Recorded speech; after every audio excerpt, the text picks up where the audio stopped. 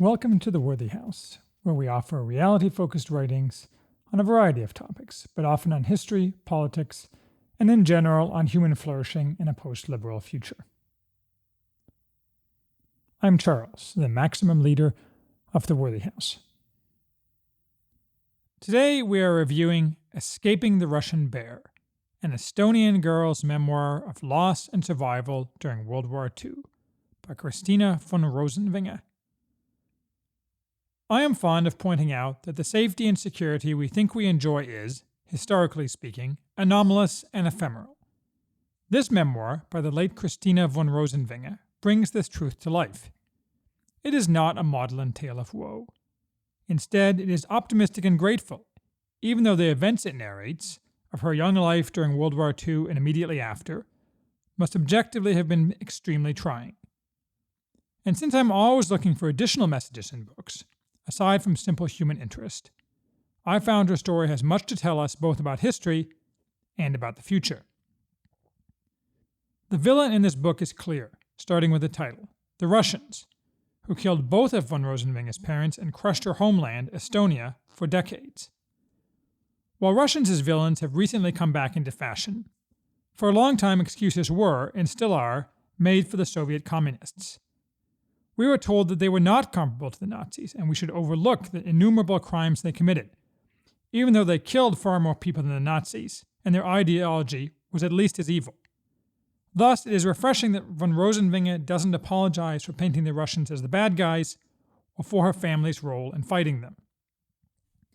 She lost her mother when she was only 2, in 1940. Her mother, Gunvor Maria Lutz, Finnish by birth but married to an Estonian, was returning to her father's funeral in Finland when her plane, the Kaleva, was shot down by the Russians in June 1940. The reasons for this even today are opaque. Thus, von Rosenvinge never knew her mother and barely knew her father. After her mother died, she was adopted by her father's sister and her husband, who raised her and whose name, Toffer, she took. The communists, who occupied Estonia immediately after shooting down the Kaleva, were hunting her father, Hans Lutz, because he was a successful businessman and had been in the National Guard. He thought adoption best to avoid his daughter also being disappeared, if he were caught. Soon after, eager to defend Estonia against the Russians and to avenge his wife's death, he enlisted in the Waffen-SS, which enrolled numerous regiments and divisions of ethnic groups desperate to find a way to defeat Soviet communism. He was killed in 1943 by a landmine, fighting on the Estonian borderlands against the Russians. Again, properly and to her credit, von Rosenvinge spends no time in apologizing for this military service, treating it as it was, the natural, and in fact the only proper, course for her father to take. As always, upon their takeover, the communists unleashed a reign of terror in Estonia, which they incorporated into the Soviet Union. At this point, though, the Soviets were still allied to the Nazis, and the Nazis were more than happy to accept Baltic Germans, common throughout the Baltic nations, back into Germany. The Toffer family had enough German connections and could speak enough German to be certified as Baltic Germans, though the Russians had to agree in each case, and so they, by the skin of their teeth, were able to get on a train to Germany, leaving most of their things behind, facing life as refugees.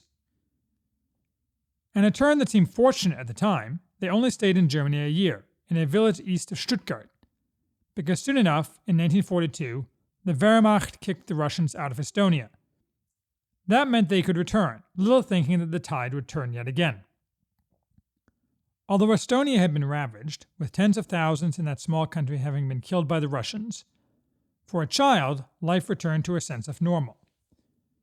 Not wholly normal. Her life was punctuated by learning, at age 5, that her father had died, and nearly every family had lost someone. And the Germans had no intention, either, of Estonia being independent, even if they did not engage in killings or terror, as long as you weren't a communist or a Jew, though the former group deserved what they got, traitors to a man. My editorial comment, not von Rosenvinge's. But Estonian independence quickly became academic as the Russians returned, in an even worse mood, so in late 1944, the family fled again. The route they were able to find, unable to get Swedish or Finnish visas, was as shipborne refugees to Danzig, still in German hands. The ship narrowly avoided sinking when the other ship accompanying it was torpedoed by the Russians, no doubt because it bore prominent markings as a medical ship, which von Rosenvinges did not. They were transferred by train to Austria, where they were fortunate enough to be taken in by the parents of a German soldier whom the family had helped back in Estonia, and who had given them a letter asking his parents to help them. Chance is often the determinant of whether a refugee lives or dies, or thrives or merely survives. We forget this, secure in our consumerist cocoons, which are far more fragile than they seem. Thus, they were able to eat and find a place to stay. Soon the Russians entered Austria too. But fortunately, the Americans got to their town first, and there the family stayed. Von Rosenvinge says that the townspeople greeted the Americans as liberators. That is highly unlikely. They may have been happy, but mostly because the war was over and the Russian threat averted. To a little girl, though, that may not have been obvious. The suggestion that conquest of German allied countries was liberation for their people, frequently heard, is mostly a reflexive falsehood, especially false when the Russians conquered. Conditions were rough, too, for some time. Food shortages were common, and food was supplemented by hunting for mushrooms and berries, and the locals were not wholly sympathetic to the refugees. Gradually the family settled in, finding decent accommodation and attending school. The Toffers also pieced together what had happened to the extended family, many of whom they had lost touch with in the chaos. We forget how the chaos of war leads to uncertainty about loved ones. In our connected world, we are always used to the latest information. Von Rosenvinge tells various stories, some funny, some clever, some moving, about her childhood life in Austria, a place she seems to look back to with fondness, as children often do of situations that are difficult for adults, no doubt because they often miss the stresses that adults may be facing at the time. Fearing the Russians would occupy more of Austria, the Toffers never got wholly comfortable, since the Russians sent any Estonian they could grab back to occupied Estonia. The Americans, fortunately, did not hand over Estonians, though their hands were not free from blood. They gladly handed over Russian soldiers and anyone accused, justly or unjustly, of war crimes. As with most refugees from countries conquered by the Russians, the alternative to staying in Austria or Germany, often the preferred alternative, was to resettle somewhere in the free world, including advanced countries in North and South America, or New Zealand, or Australia.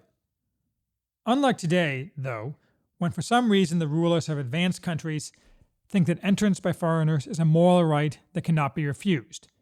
To gain such entrance, then, one had to be sponsored by someone who guaranteed the refugee employment and living quarters, so he and his family would not become a public charge. The Toffers were able to find a berth in Allentown. Her adoptive father's skills at running a textile manufacturing plant helped. In 1952, they reached America, at which point von Rosenvinge ends her narrative. Like most such involuntary expatriates, she maintained a strong love for her homeland, Estonia, and rejoiced when Estonia regained its independence in 1991. She adds an emotional postscript of her trip to Keri Island, a tiny uninhabited island in the Gulf of Finland. It is the closest point to where her mother's plane fell flaming into the sea, and in 1993 the Finns built a monument to the Kaleva and its passengers there. Her closing words are very moving. Somehow she manages to avoid bitterness, while at the same time not closing her eyes to the evil that men do. Much of this has an eerie resonance for me, since there are many parallels to my own family's history, though ours was far less tragic. In fact, I am working with my mother now on a lengthy work to be privately printed and distributed to the family, which is designed as a historical document with my grandfather's contemporaneous diaries at its core. My mother was born in Hungary and fled the Russians with her parents and sisters, in an Opel with potato masher grenades on the dashboard. They were refugees in Bavaria, also picking mushrooms, although she has been known to tease people by saying, "Of course, we only picked gourmet mushrooms." My grandfather fought in the Hungarian army. Being in his 40s, he was only drafted at the end of the war and survived unscathed. But my mother's cousin, Gottlieb Ptacek, Czech by descent, fought with the Waffen-SS and the 17th SS Panzergrenadier Division and was killed, probably dying in the Battle of the Bulge, or what he would have called the Ardennes Offensive. And my mother's family was similarly sponsored by Americans, made easier by that my grandfather was a physician and thus had useful skills. Von Rosenvinge seems to be of somewhat mixed mind about how American she became. Perhaps she is trying to avoid offending Americans, for many Americans believe that America is far superior to any country in which anyone could have lived before, and that every immigrant is pathetically grateful for being admitted, since his life would have been worthless and meaningless in his home country. A variation on this belief is the offensive trope that we were born Americans, but in the wrong place, as Jonah Goldberg approvingly quotes a Hungarian immigrant friend of his in his atrocious book, Suicide of the West. This belief is boiled down in the stupid poem by Emma Lazarus engraved on the Statue of Liberty, archly praising America for admitting the wretched refuse of your teeming shore. Wretched refuse forced out by overpopulation some immigrants may be, but those forced out of their homes by communism were the cream of the crop, superior in education and culture to most Americans. Immigrants may be grateful that the United States has given them a chance to rebuild their lives, but that is no reason to believe in every case that this is what they really wanted, or that they would not have eagerly returned home if they could have. Not to mention that unlike many immigrants today, refugees from communism contributed greatly to America. On a more detached historical note, today we do not grasp what life is like in unsettled times, and we cannot grasp the life of a refugee. This is a bit less true than it used to be, since the recent Middle Eastern wars caused by George W. Bush and Barack Obama's delusional belief in imposing democracy on troglodytic cultures have exposed Westerners to far more images of refugees than they used to see. But it is easy to view refugees as an abstract problem. It is only concrete for most people to the extent we can see ourselves as the refugees, and that is most true when they look like us.